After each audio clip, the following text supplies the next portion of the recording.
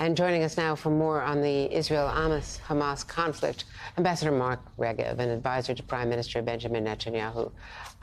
Ambassador, thank you very much for being with us. Can you give us any updates at all on any potential operations regarding the hostages in particular? You have so many Israeli hostages, and we have several, and we don't know how many Americans. Andrew, you'll understand that any operations that might be planned that I might have knowledge of, I can't talk about. We don't talk about military operations before they happen. You know that. And what about a ground invasion? What are the concerns that the tanks and other armored vehicles that we see being massing near the border, that going in could make it very difficult for the hostages to survive if they're being used as human shields?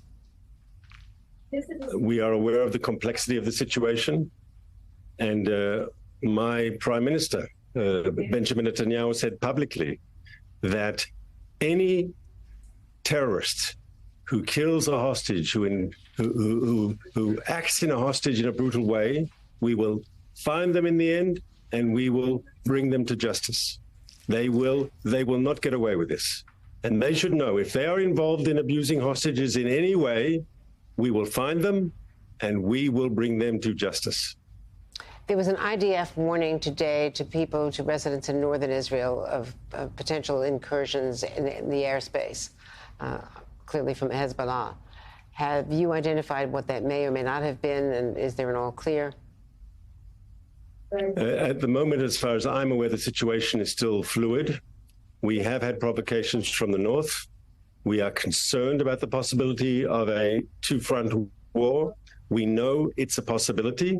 We have no illusions about Hezbollah, which is in many ways the twin brother of Hamas. They share the same pro-Iranian orientation. They share the same extreme radical agenda. They both say Israel should be destroyed. They really are twins. And we can't exclude the possibility that Hezbollah will try to start something in the north.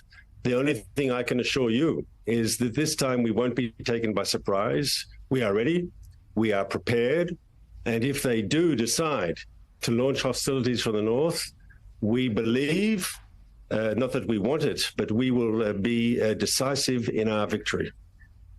Can you give us some of the context behind the decision today, that was announced today, to bring Benny Gantz, a former defense minister, into basically a wartime coalition government with the prime minister?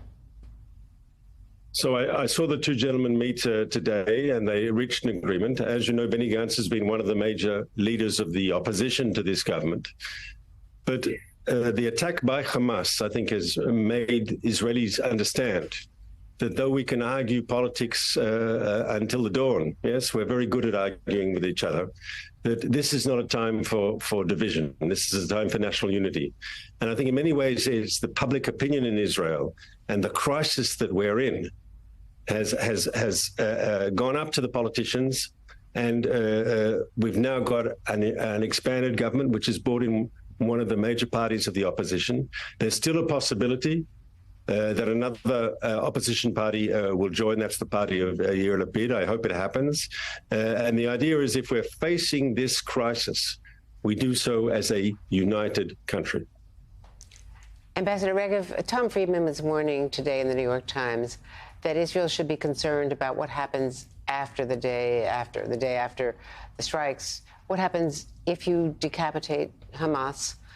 What replaces Hamas could be worse. It's similar to what happened to the U.S. after the Iraq invasion, when we disbanded the Ba'ath Army and didn't realize that mistake led to 10 years of civil war. I understand that, and there's always, we can make different assessments of what can happen in which contingency, and that people get paid to do that sort of thinking. And we have very effective and good people like that in our Ministry of Defense and our Ministry of Foreign Affairs and our national security structure.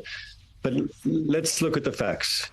For years, people have been saying, you know, Hamas is in control of Gaza. They rule over 2.3 million people. That forces them to be more responsible. That forces them to be more pragmatic. That forces them eventually to become more moderate. The realities of governing will make them more moderate. And many people believe that, including Israelis. But I think what we saw on Saturday was that Hamas is stuck in its extremist positions, in the positions of this sort of militant global Islamist revolution. And what they've done is expose themselves for being the hardcore terrorists that they are. And if I said before they're the twin of Hezbollah, I think they have a lot in common with ISIS. This sort of nihilistic violence, this violence without purpose, and this very, very gruesome use of force against innocent civilians, cutting heads off, using knives, burning bodies alive. It really is similar to ISIS. But if you think about it in strategic terms, ISIS could be defeated because ISIS didn't have a state sponsor. Hamas has a state sponsor, and as you know, that is, of course, Iran.